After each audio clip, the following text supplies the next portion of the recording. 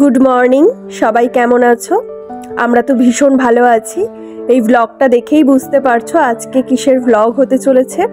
আজকে হলো ননদিনীর আইবুড়ো ভাত, মানে ফাইনাল আইবুড়ো ভাত।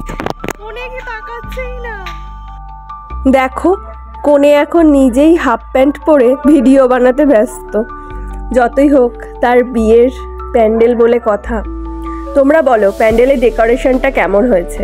প্যান্ডেলটা না বিভিন্ন রকমভাবে আমাদের সেট তৈরি করা হয়েছে প্যান্ডেলে, যেমন আইবুড়ো ভাত, মেহেন্দি, পরের দিন গায়ে হলুদ, আবার বিয়ে। টোটাল 4টে সেট করা হয়েছিল। তো দেখো, সকাল সকাল উঠে আমি পুজোটা সেরে নিচ্ছি আগে। আর আজকে ছিল বৃহস্পতিবার। তোমরা ভিডিওটা দেখতে পাবে আই থিঙ্ক সরস্বতী পুজোর দিনে। বুঝতেই পারছো বিয়ে বাড়িতে কত রকমের কাজ থাকে, তার উপরে বাড়িতে বিয়ে। আর সব থেকে বড় কথা যেটা, সেটা হলো আমি বাড়ির বড় বউ। বাড়ির বড় বউ হয়ে কি কি দায়িত্ব আমাকে কাঁধে তুলে নিতে হলো, সেগুলো তো দেখবই। তার আগে চলো দেখে আসি আমাদের কনেকে। কেমন লাগছে বলো তো মিষ্টি কনেকে? এদিকে দেখো, আমরা সবাই রেডি হয়ে চলে এসেছি। এটা হলো আমার ছোট কাকিমণি। আর ছোট কাকিমণি কেন বলবো, আমার একটাই কাকি শাশুড়ি। তার সাথেই আমি সমস্ত কাজ হাতে হাতে করছি এবং শিখেও নিচ্ছি বেশ কিছু জিনিস। সবটা একেবারে শিখে উঠতে পারবো না জানি, আস্তে আস্তে করে ঠিক শিখে নেব। আমরা এখন আইবুড়ো ভাতের থালাটা সুন্দরভাবে সাজিয়ে নিচ্ছি। আমাদের এই করা ডেকোরেশনটা তোমাদের কেমন লাগলো অবশ্যই আমাদেরকে জানিও। বিকেলে আছে আমাদের আবার মেহেন্দি অনুষ্ঠান, মানে যেটাকে এখন সবাই বলে সঙ্গীত। সঙ্গীতটা যদিও অ্যাকচুয়ালি বাঙালিদের অনুষ্ঠান নয়, আমি যতদূর জানি। সে অনুষ্ঠান যাদেরই হোক, আরও একটা বেলা সবাই মিলে আনন্দ করা, এটাই হলো মূল লক্ষ্য। কি বলো তোমরা? এই দেখো আমাদের ফাইনাল ডেকোরেশন। এবার বলো কেমন লাগলো? এই দেখো, নিজের আইবুড়ো ভাতের থালা ডেকোরেশন দেখতে কোণে নিজেই হাজির।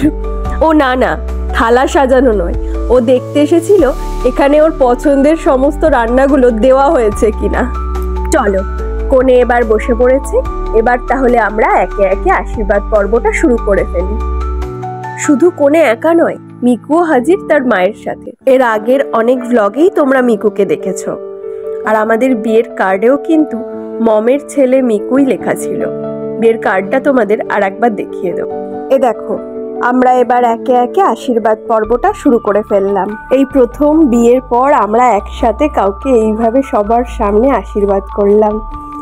বাড়িতে, বাপের বাড়িতে যেহেতু সবার থেকেই ছোট আমি, সেহেতু বড় হওয়ার ইচ্ছেটা আমার চিরকালের।